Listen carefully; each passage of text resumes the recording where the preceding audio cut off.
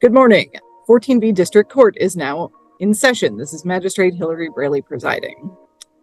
Okay, and I need you unmuted at the jail. There we go. Can I have your name, please? For the record, my name is Thomas Steinman II. I'm the natural person, I'm the living man. How we doing today, Miss Braley? We are upright, if nothing else. Great. So, okay. And you said your name is Thomas Styron. The second. The second. And then I'm the natural person, the living man. Buckle up, guys. Today we are going to see a sovereign citizen step into court with confidence, only to trip over his own logic from the very start. He proudly introduces himself as a natural person, the living man, believing that somehow frees him from the court's reach. The magistrate listens, but you can already sense patience thinning. This is where the clash begins, and the bizarre arguments only get wilder from here. Okay, thank you for your patience there. We had a little bit of a kerfuffle. So, recalling case number 19S00472, that is the state of Michigan versus Thomas Ulrich Styron, the second, you said, and also calling 24W001025, that is the township of Ypsilanti, also versus Thomas Ulrich Styron. So, state your name for the record. So, for the record, my name is Thomas Styron II. It is not the name you have attached to this case is not me. I believe that's a state created entity, Your Honor. And me being a living person, I don't my name is in proper punctuation. I don't have a all caps name nor Okay, I'm going to cut you off right there. Okay. I don't have no contracts with the state of Michigan at all, period. And so I was wondering about personal jurisdiction, subject matter jurisdiction in regards to this. All right, guys, this is where the heat picks up. The defendant flatly denies the court has authority over him, claiming the name on the case isn't really him at all. But the magistrate isn't playing games. She drops a firm explanation of jurisdiction under Michigan law, leaving no room for debate. You can see the tension building as fantasy collides with legal reality, and it becomes clear this battle will only get rougher. Okay. And you can continue to wonder about those at the moment. What I am doing, you have a show cause hearing on the matter ending in 472, which is the retail fraud charge. I'm showing a balance of $210 on that. And then what you're being arraigned on, that is what I am here to explain the charge against you, is a citation issued on April 2nd, 2024 at 9:24 in the evening.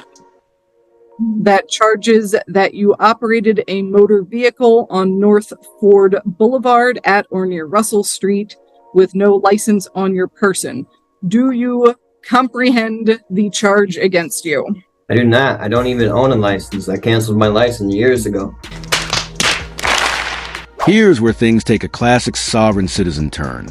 The magistrate explains he's charged with operating without a license, and the defendant insists he doesn't even own one because he canceled it. Then he argues he was merely traveling, not driving in commerce, trying to dodge responsibility. The magistrate cuts him down with precision. His so-called overstanding is simply wrong. The law isn't bending to his self-made definitions. Okay. So, what you are being charged with is operating a motor vehicle without having a license on your person. So, I'm not asking if you agree with this. I'm not asking if you have a license. I'm asking if you understand the words coming out of my mouth as far as what this charge is. The charge is accused me of not having a driver's license on my person, correct? Correct. Well, from my understanding, I need a driver's license if I'm in commerce. I was I was traveling home. Okay. I wasn't doing business at all. And also, from my understanding, I don't need a license to do that. And your overstanding is incorrect, sir. But we are not going to get into that for now. You are saying that you have understood the words as far as not having a license on your person. It is a misdemeanor charge with a maximum penalty of up to 93 days in jail, a $500 fine with court costs, or both. So this is under the assumption that you guys have personal jurisdiction and subject matter jurisdiction over me, right?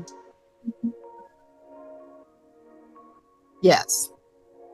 So At this time, the court is going to set a pre-trial date for you.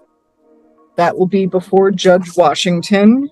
ma'am, can we prove the jurisdiction first before we go ahead with setting a trial for that entity or a pre-trial for that entity?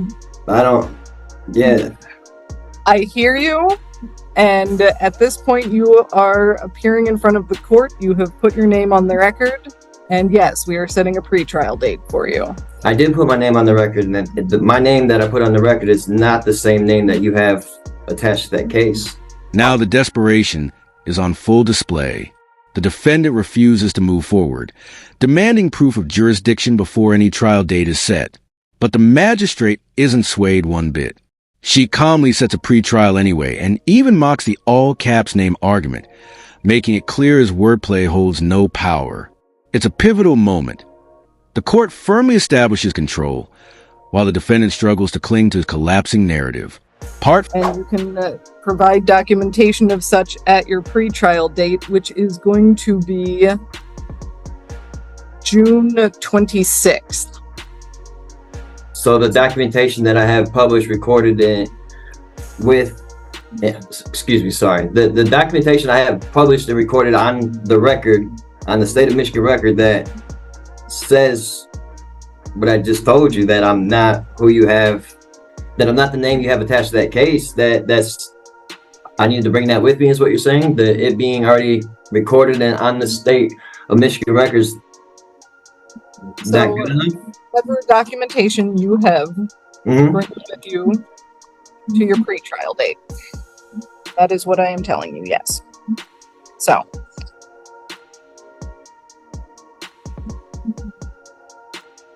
And again, that court date, June 26th? Okay. Will be June 26th at 9 a.m. before Judge Washington. The court will enter that you are standing mute to all charges at this time.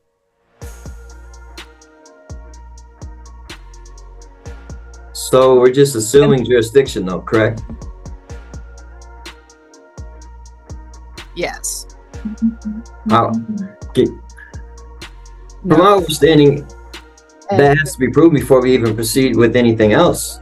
Am I wrong? At this stage, the defendant makes one last push, claiming he already filed official documents proving he isn't the named party. The magistrate doesn't flinch, reminding him he can bring whatever he wants at pre-trial. But it won't change reality. When he argues jurisdiction is still unproven, the magistrate fires back with a brutal line.